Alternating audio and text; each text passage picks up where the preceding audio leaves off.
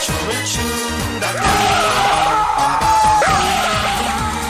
그 사람 18번이 생각나 노래방 와우. 나를 닮은 탬버린을 흔들고 불러보는 이 노래는 그 사람 18번 불러주면 난 노래하는 춤추는 네, 최근 며칠 동안 폭염으로 에어컨 틀기 시작하시는 분들 계실 겁니다. 또 올 여름에 많이 더울 거다 이런 전망도 있어서 전기요금 걱정하는 분들도 많으실 텐데요. 3분기 전기요금이 동결로 결정됐습니다. 네, 저희가 앞서서 속보로 전해드렸는데요. 자, 앞서서 인상이 불가피하다 이런 전망도 있었는데 결국에 국민 부담을 고려한 게 아닌가 이런 생각이 듭니다. 그 배경은 뭔지, 그리고 올여름 많이 덥다는데 전기요금 아낄 방법은 뭐가 있는지 산업통상자원부 산하 전기위원회에서 활동하고 있는 유승훈 서울과학기술대 창의융합대학장과 함께 얘기 나눠보겠습니다. 안녕하십니까? 네, 안녕하십니까? 예. 자, 오늘 3분기 전기요금안이 발표가 됐는데 동결이 됐습니다. 네. 예, 이전 논의 과정에서도 좀 예상이 됐던 상황인가요?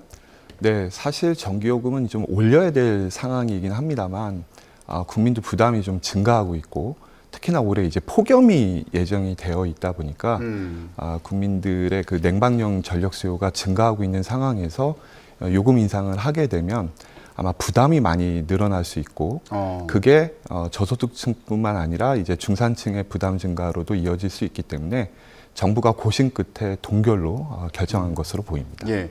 앞서서 정부 발표 내용을 보니까 뭐 LNG라든가 유연탄이라든가 연료비가 안정된 부분도 그 배경으로 설명을 했더라고요. 네. 어떤 상황입니까? 네, 물론입니다. 작년에 그 MMBTU당 한 70달러까지 올랐던 그 천연가스의 가격이 최근에는 한 10달러 수준으로 떨어졌습니다. 그것이 이제 그렇게 국제 에너지 가격이 좀 안정화되다 보니까 정부는 요금 동결을 결정했는데요. 사실은 10불도 그렇게 낮은 수준은 아닙니다. 왜냐하면 재작년 초에는 한 2불 수준이었고요. 예. 그래서 여전히 예전보다는 높은 수준이기 때문에 여전히 한전은 대규모 적자를 보고 있고요. 그래서 올려야 되는 상황임에는 분명한데 예. 역시 국민 부담이 늘어나는 부분에 대한 고려가 이번 동결 결정에 좀 큰 영향을 미친 것 같습니다. 예. 자, 전기 만드는 데 드는 그 연료 비용이 이전보다는 조금 안정화됐다. 네. 그리고 올여름 또 덥다고 하는데 이제 여름에 냉방비 많이 들어가니까 그 국민들 부담을 좀 고려해가지고 3분기에 동결한 게 아닌가, 예, 이런 분석을 좀 해주셨습니다. 근데 말씀하신 것처럼 한전 적자 상황을 고려한다면 인상이 불가피하다 이런 전망도 있지 않았습니까? 네. 예, 학장님 같은 경우는 어떤 의견 갖고 계신 거예요?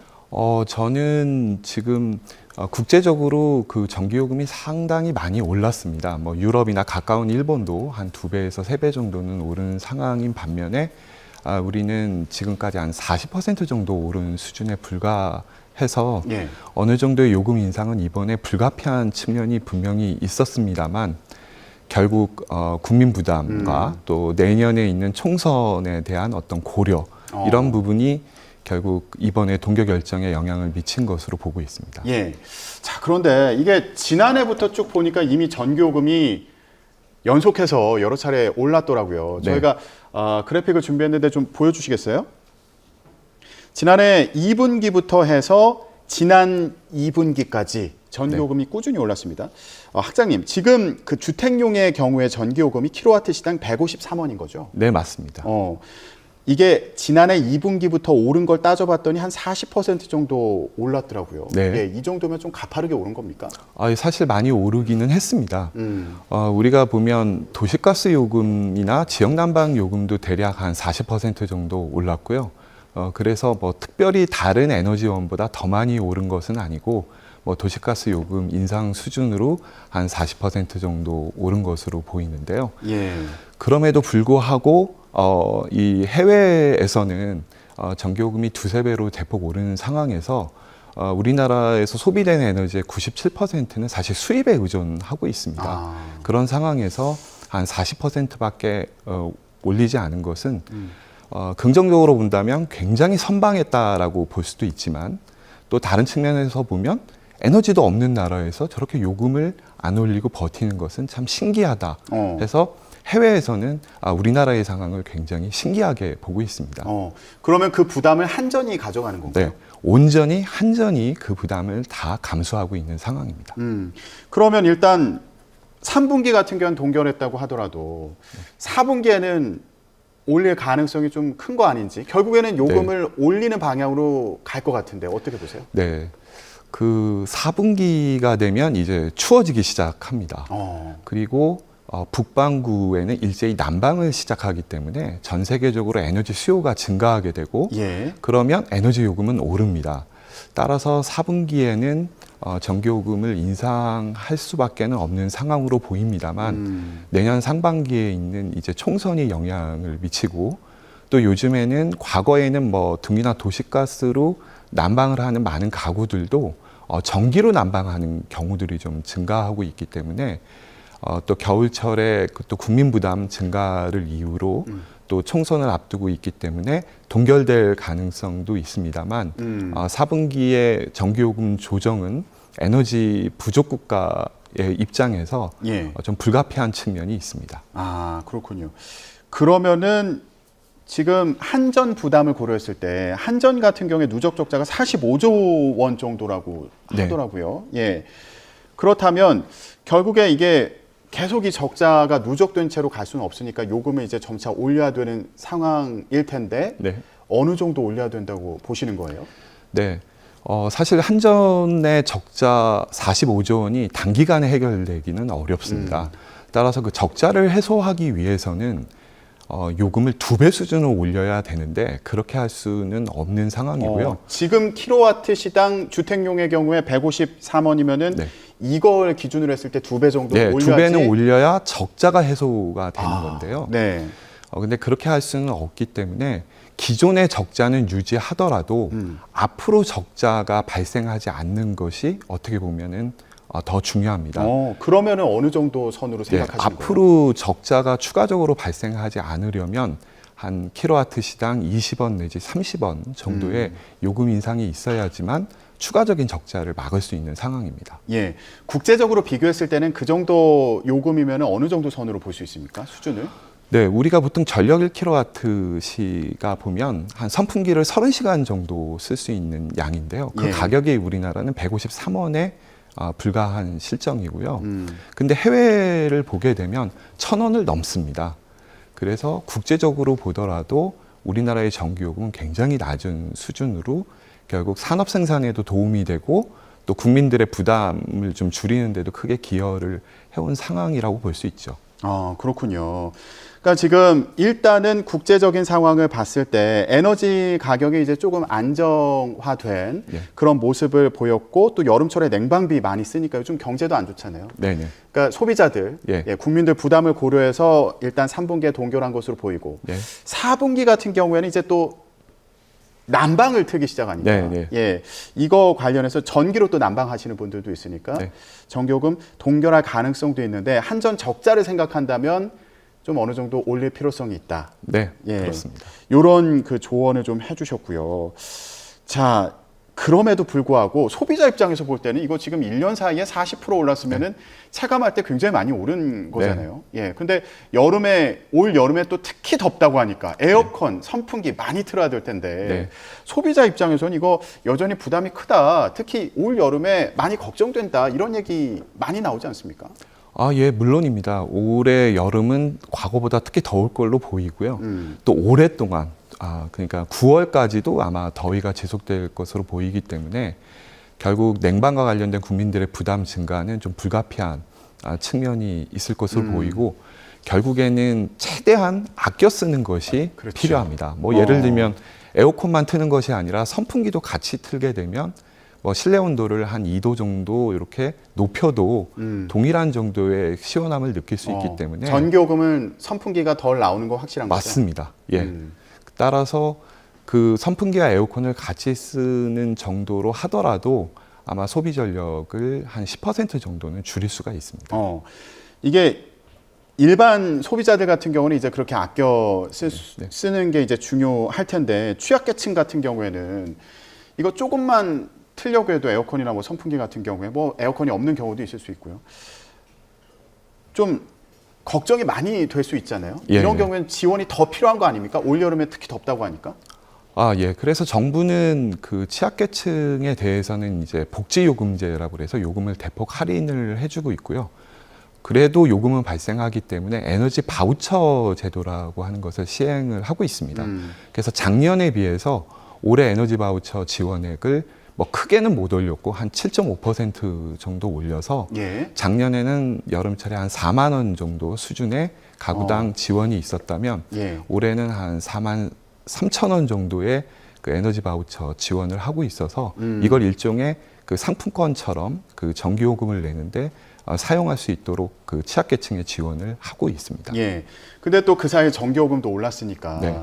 또 부담이 늘었는데 또 지원을 또 어느 정도 해주는 뭐 그런 네. 상황이겠군요. 네. 예. 거기다가 이제 누진제가 여름에 적용이 되고 있는데요. 누진요금제도 좀 폭을 완화해서 여름철에 한해서 한시적으로 6, 7, 8월에는 요금을 경감하는 조치를 취하고 있기 때문에 더위가 온다 하더라도 작년보다 조금만 아끼시면 요금이 작년 수준으로도 나올 수 있는 상황입니다. 그 누진제 구간을 좀 완화해 주는 거는 취약계층에 대한 얘기 아닙니다. 전체 국민에 대해서 그렇습니까? 여름철 한시적으로 적용이 됩니다. 그건 몇 월부터 적용되는 거예요? 6월, 7월, 8월의 요금에 대해서 3개월 동안 적용이 되기 때문에 그렇군요. 국민 전체적으로 부담을 줄여주고 있습니다. 예, 저희가 올 여름에 이제 전기요금 많이 나올까봐 걱정하시는 분들 계시니까 요거 어떻게 하면 좀 전기 요금을 줄일 수 있을까? 어떻게 하면 아낄 수 있을까?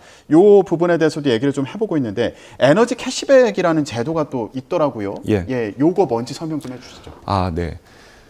우리나라는 에너지가 굉장히 부족한 국가이기 때문에 해외에서 97%를 수입을 하고 있습니다. 그래서 결국 소비를 줄이는 게 중요하고요. 예. 그리고 이번에 요금도 인상되다 보니까 이제 정부는 그러면 작년 혹은 재작년, 과거 2년하고 비교했을 때 올해 에너지 사용량, 즉 전기 사용량이 줄면 그것을 현금으로 일부분을 돌려주겠다.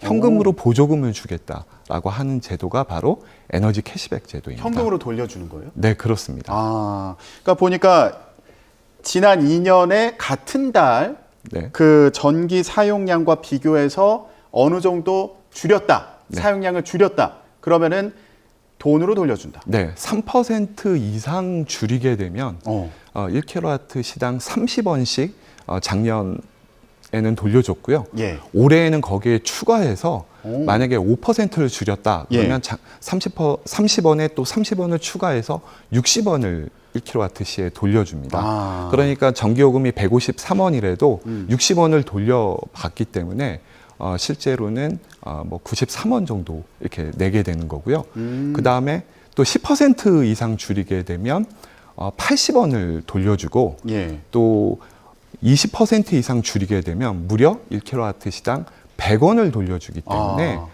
많이 절약하게 되면 작년보다 전기요금이 오히려 줄 수 있고요. 그래서 대략 한 10% 정도 작년보다 그 전기 사용량을 줄이게 되면 작년과 전기요금이 동일하게 됩니다.